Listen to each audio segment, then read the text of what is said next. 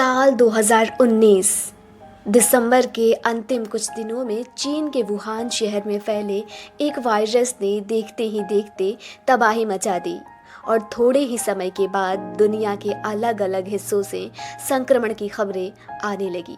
हमने कभी कल्पना भी नहीं की थी कि एक वक्त ऐसा आएगा जब हम सब घरों में बंद हो जाएंगे। पूरी दुनिया लगभग थम सी गई है, सारे रोजगार ठप हैं, सारी कंपनियां बंद हैं। ऐसे में जिनके पास पैसे हैं उनके लिए तो ज़्यादा परेशानी नहीं है, लेकिन वो लाखों लोग जो गरीब मजदूर हैं उनके लिए 2 वक्त की रोटी जुटा पाना नामुमकिन सा हो गया है। आज मजदूर दिवस है। वो मजदूर जो हमारे रहने के लिए ईंट से ईंट जोड़कर घर बनाते हैं, चलने के लिए सड़कें बनाते हैं, हमारे आसपास सफाई रखते हैं और लगभग वो सभी काम करते हैं जिन्हें हम आप तिरस्कृत समझते हैं। लेकिन हम यहाँ इस बात को भूल जाते हैं कि अगर वो काम करना छोड़ दें तो हमारी दुनिया ठप हो जाएगी। हमने उनके लिए मजदूर दिवस तो बना दिया, लेकिन उन्हीं मजदूरों के लिए आज तक ऐसी दुनिया नहीं बना पाए जहाँ वो सम्मान के साथ अपना पेट भर सके। आज उनके सामने कोरोना वायरस से भी बड़ी समस्या भूख है। ऐसे हालात में सरकारी मदद भी नाकाफी लग रही है, लेकिन कुछ संस्थाएं और लोग हैं जो गरीब मजदूरों की मदद के लिए आगे आ रहे हैं। ऐसा ही सराहनीय काम कर रहे हैं भारतीय जनसंचार संस्थान के हमारे साथी प्रियंका और गौतम भी। आज हम इन दोनों से इस संबंध में बात करेंगे। सबसे पहले बात करते हैं प्रियंका से। प्रियंका, सबसे पहले तो आपका शुक्रिया कि आप इस मुश्किल दौर में लोगों की मदद के लिए सामने आई हैं। आप हमें ये बताएं कि आप जिनकी मदद कर रही हैं वो कौन लोग हैं? राधा, जिन लोगों की अब तक हम मदद कर पाए हैं वह वो लोग हैं जो या तो फैक्ट्रीज़ में काम करते हैं, या घरों में झाड़ू पोछा करते हैं, या रेडी पटरी लगाते हैं। और इस लॉकडाउन की वजह से मुझे लगता है कि ये एक वर्ग है जिसको सबसे ज़्यादा तकलीफ़ हो रही है। हमने अपनी तरफ से कोशिश की है इनकी तकलीफ़ को थोड़ा सा कम करने की। और ख़ास बात यह है कि ज़्यादातर जो लोग हैं यहाँ पर, इन लोगों के पास राशन कार्ड नहीं है क्योंकि ये सभी किराएदार हैं। तो हमारी टीम ने कोशिश की कि इनकी थोड़ी सी या जितने भी हम मदद कर पाएँ हम वो कर रहे हैं। प्रियंका, आप लोगों को किस तरह का मदद पहुंचा रही हैं? क्या आपके साथ कोई और भी जुड़ा हुआ है? हमने अपनी तरफ से चारों दिशाओं में हाथ पैर मारे हैं इनकी मदद करने के लिए। हमने ई राशन कार्ड भरे, हमने सूखा राशन प्रोवाइड करवाने की कोशिश की, हमने एक संस्थान से बात करके 2 समय का खिचड़ी जो है वो भी हम इनको दिलवाने की कोशिश कर रहे हैं। लेकिन ये एरिया इतना हाईली पॉपुलेटेड है कि यहाँ पर ये सब कम पड़ रहा है और अभी हमें और ज़रूरत है। ऐसे कामों में बहुत सी मुश्किलें भी आती हैं, तो प्रियंका, आपको कौन कौन सी मुश्किलों का सामना करना पड़ रहा है? राधा, अगर मैं ये कहूँ कि मैं ज़्यादा लोगों की मदद नहीं कर पा रही हूँ, इसका सिर्फ यही एक कारण है कि हाँ, मेरे पास अब फंड की बहुत कमी हो गई है। एनजीओज़ भी मुझे मदद ज़्यादा नहीं कर पा रहे हैं और इंडिविजुअल डोनर भी मेरे पास नहीं आ रहे हैं ज़्यादा। तो हाँ, हम ये कह सकते हैं कि फाइनेंशियल क्राइसिस शुरू हो चुका है, क्योंकि मेरे जो कॉन्टैक्ट्स हैं मैं उन सब से बात कर चुकी हूँ, लेकिन जो मदद है वो बहुत कम, वो मदद की जो लौ है वो बहुत दूर है, दिख नहीं रही है अभी। आप हमारे सुनने वालों से कुछ कहना चाहेंगी प्रियंका? राधा, आपके जितने भी दर्शक हैं, सुनने वाले हैं, मैं उन सभी से ये कहना चाहती हूँ कि अगर आपके आसपास कोई ऐसा व्यक्ति है जिसको खाने की बहुत ज़्यादा ज़रूरत है, तो प्लीज़ अपने हाथ पैरों को ना रोकें, आगे बढ़े और उसको खाना दें, क्योंकि यही समय है जब आपको प्रूव करना है कि आप एक अच्छे इंसान हो। और अगर आप किसी की प्लेट में खाना डालते हो तो आपकी इंसानियत उभर के आती है, आप खुद में अच्छा महसूस करते हो। और आपने मुझे मौका दिया अपने प्लेटफॉर्म पे आने का, तो मैं आपके प्लेटफॉर्म से एक गुहार करना चाहती हूँ कि यदि आप चाहते हैं लोगों की मदद करना, अगर आप मुझे मदद कर सकते हैं तो प्लीज़ मेरे व्हाट्सएप नंबर 9717617263 पर मुझे कभी भी कांटेक्ट करें, क्योंकि इस वक्त हमें ज़रूरत है लोगों को मदद करने की, और लोगों को मदद करने के लिए हमें ज़रूरत है फ़ंड की। तो अगर आपको लगता है कि आप हमें मदद कर सकते हैं तो प्लीज़ कांटेक्ट करें। और thank you very much Radha, हमें अपने इस प्लेटफॉर्म पे इनवाइट करने के लिए। Thank you very much. आपका बहुत शुक्रिया प्रियंका, हमारे इस कार्यक्रम का हिस्सा बनने के लिए। अब हम गौतम से बात करते हैं। गौतम, आपका स्वागत है हमारे इस कार्यक्रम में। मेरा सबसे पहला सवाल आपसे ये है कि आप किस तरीके से उन गरीब परिवारों की मदद कर रहे हैं जो 2 वक्त की रोटी जुटाने में असमर्थ हैं। हम जेएनयू कामगार यूनियन के साथ मिलकर ये काम कर रहे हैं। ये जेएनयू का वर्कर्स यूनियन है जो कि एआईसीसीटीयू से भी एफिलिएटेड है। ये जो मुनीरका गांव है या रंगपुर पहाड़ है या कुसुमपुर पहाड़ी है, ये इस एरिया में कुछ फैमिलीज़ को इन्होंने आइडेंटिफाई किया है जिनको लॉकडाउन के दौरान खाने पीने में बहुत दिक्कतें आ रही है, जिनके पास खाना नहीं है, जिनके पास अनाज नहीं है।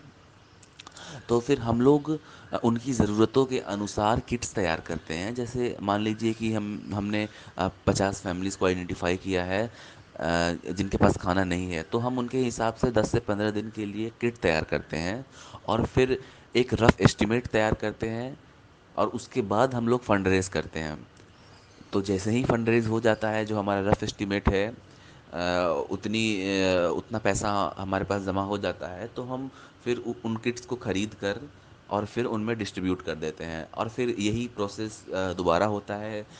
फैमिली जितनी आइडेंटिफाई होती है, जितना भी हमसे हो पाता है, हम उतना फंड रेज़ करते हैं और उतने पैसे में फिर किट्स उतने फैमिली जैसे हमारे पास मान लीजिए अगर 20,000 रुपया जमा हो गया और फैमिलीज़ हमारे सामने है बहुत सारी, तो फिर हम देखते हैं 20,000 में हम कितना किट्स बना सकते हैं, फिर उन किट्स को उन फैमिलीज़ में डिस्ट्रीब्यूट कर देते हैं।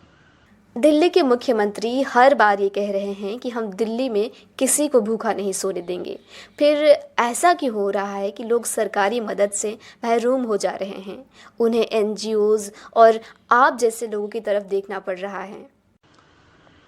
जी हाँ, बिल्कुल दिल्ली के मुख्यमंत्री अरविंद केजरीवाल ने कहा है कि वो किसी को भूखा नहीं रहने देंगे। मगर हम इस देश के सिस्टम को अच्छी तरह समझते हैं। जो सबसे आखिरी इंसान है, उस तक कोई भी फैसिलिटी कभी भी पहुंच नहीं पाती है। जिनके पास राशन कार्ड है, जिनके पास राशन कार्ड नहीं है, दोनों अगर इस वक्त डेली वेज वर्कर्स हैं और मजदूर वर्ग के हैं और गरीब हैं, तो उन तक ये फैसिलिटीज़ नहीं पहुंच पा रही है। इसीलिए हमारे जैसे लोगों को या किसी एनजीओ को अभी सड़क पर उतरने की नौबत आ रही है, क्योंकि प्रोसेस इतना लेंदी हो जाता है, क्योंकि प्रोसेस इतना कॉम्प्लिकेटेड होता है कि ये फैसिलिटीज़ को वो अवेल नहीं कर पाते हैं। आप ही सोचिए, कोई भूखा इंसान इस वक्त खाने की तलाश करेगा या इंटरनेट पे सर्च करके गवर्नमेंट पोर्टल पे अप्लाई करेगा, जिनके पास राशन कार्ड नहीं है, जो कि बहुत ही लंबा प्रोसेस है। जिनके पास खाना नहीं है, वो कहाँ से किसी लैपटॉप या मोबाइल पर इस तरीके की इंटरनेट फैसिलिटीज़ को अवेल कर पाएगा? और अगर कर भी लेता है तो ये लिस्ट इतना लंबा है कि पेंडिंग में रह जाता है, और उतने देर तक क्या वो इंसान भूखा रहे, क्या वो फैमिली भूखी रहे, क्या उनके बच्चे भूखे रहें? तो इसीलिए हमारे जैसे लोगों को ये करना पड़ रहा है, जो कि हमारा काम भी नहीं है फिर भी। गौतम, अगर ये लॉकडाउन बढ़ता है तो क्या आप आगे भी उन गरीब परिवारों की मदद कर पाएंगे? अगर ये लॉकडाउन बढ़ जाता है तो बहुत मुश्किल होगा कि उन परिवारों की मदद की जाए, क्योंकि हम जितने भी फंड रेज़ कर सकते हैं वो एक तरीके से सैचुरेशन पॉइंट पे चला जाएगा। आखिर कब तक लोग डोनेट करते रहेंगे, कब तक लोग चैरिटी करेंगे? हम स्टूडेंट्स हैं, हमारे कॉन्टैक्ट्स भी स्टूडेंट्स हैं, हालांकि हम कुछ लोगों को जानते हैं जो डोनेट कर सकते हैं, मगर उनसे हम कितनी बार पैसे मांगेंगे? कि मेरे ख्याल से ये सरकार की ज़िम्मेदारी है, उनको ये देखना चाहिए कि कोई भी इस वक्त भूखा ना सोए। तो हम लोग पूरी कोशिश करेंगे कि उन तक मदद पहुंचा सके, मगर एक सैचुरेशन पॉइंट के बाद बहुत ही मुश्किल होगा कि उनके लिए कुछ मदद की जा सके। भारत सरकार और राज्य सरकारों ने मिलकर हाशिए पर रहने वाले लोगों के लिए जो कदम उठाए हैं, क्या आपको लगता है कि वो पर्याप्त हैं? इसके लिए हमें दो तरीके से इन बातों को समझना होगा कि क्या हमारी सरकारों ने जो भी इस स्थिति के लिए कदम उठाए हैं, क्या वो पर्याप्त है, और दूसरा, अगर वो पर्याप्त है भी तो क्या वो आखिरी इंसान तक पहुंच पा रहा है? पहले केस में अगर हम देखें तो जिस तरीके से आनंद विहार टर्मिनल पर इतनी बड़ी भीड़ उमड़ी थी और बांद्रा रेलवे स्टेशन पर इतनी बड़ी भीड़ जम गई थी, तो इससे साफ जाहिर होता है कि जो लोग लॉकडाउन में फंसे हुए हैं, जो डेली वेज वर्कर से जो मजदूर तबके के लोग हैं, उनको भरोसा नहीं है कि उनकी सरकार उनको रख पाएगी इस लॉकडाउन में। उनका पेट भर पाएगा, इसीलिए वो घर जाने को इतने तत्पर हैं। अगर ऐसा होता तो वो बिल्कुल इस सोशल डिस्टेंसिंग के इस टाइम में इतना बड़ा रिस्क नहीं लेते। या तो वो कोरोना से मरेंगे या तो वो भूख से मरेंगे। उन्होंने कोरोना से मरना चूज़ किया, तभी तो वो लोग इतनी बड़ी तादाद में बाहर निकल के आ गए थे। और इससे ये भी साफ जाहिर होता है कि सरकारों ने जो कदम उठाए हैं वो पर्याप्त नहीं है। वो कागज़ पर बिल्कुल सही दिखते हैं कि जिनके पास राशन कार्ड है उनको तो राशन मिलेगा ही मिलेगा, जिनके पास राशन कार्ड नहीं है उनको भी राशन मिलेगा। अलग अलग जगह पे खाना खिलाया जा रहा है ताकि कोई भी भूखा ना सोए। मगर जब यही ग्राउंड पे सिचुएशन हम देखते हैं तो यही प्रोसेस इतना कॉम्प्लिकेटेड और लंबा है कि किसी को अनाज नहीं मिल पा रहा है। और जहाँ पे खाना बट रहा है, आप इधर भी देखिए कि सोशल डिस्टेंसिंग का कितना वहाँ पे ये सिस्टम फॉलो किया जा रहा है। जहाँ पे फॉलो किया भी जा रहा है तो आप ये सोचिए कि कितने जगहों पर फॉलो किया जाए। इतनी बड़ी दिल्ली में या इतने बड़े देश में जहाँ पे मुफ्त में खाना भी खिलाया जा रहा है, क्या मजदूर अपने घर से निकलकर उस जगह तक पहुँच पा रहे हैं? क्या उनको जानकारी है? क्या उनको वो इंटरनेट फैसिलिटी उपलब्ध है जो हमें उपलब्ध है, जो हम देख पा रहे हैं? हम तो ऐसे देखकर बहुत खुश हो जाते हैं, जैसे गूगल मैप पे हमको दिखता है अलग अलग जगह लोकेशन कि यहाँ पे खाना खिलाया जा रहा है, तो कोई भी भूखा नहीं सो पाएगा, वो तो वहाँ पे जाकर खा ही लेगा। मगर क्या यही फैसिलिटी वो मजदूर जिनके पास खाने तक को अनाज नहीं है, क्या वो फ़ोन में ये देख पाएंगे? नहीं देख पाएंगे वो। और वो अपने घर से निकलकर उतनी दूर जाएंगे। आप जानते हैं कि पुलिस ब्रुटैलिटीज़ के कितने केसेस आ रहे हैं, किस तरीके से उठक बैठक करा रही है, किस तरीके से कान पकड़ के चलवा रही है। क्या ऐसी स्थिति में मार मार मार भी रही है, लोग रो रहे हैं रोड पे चलते चलते, हमने ऐसे बहुत सारी वीडियोस देखे। तो क्या इस स्थिति में आपको लगता है कि वो लोग अपने घर से निकलकर उतनी दूर जाकर ये फैसिलिटीज़ को अवेल कर पाएंगे?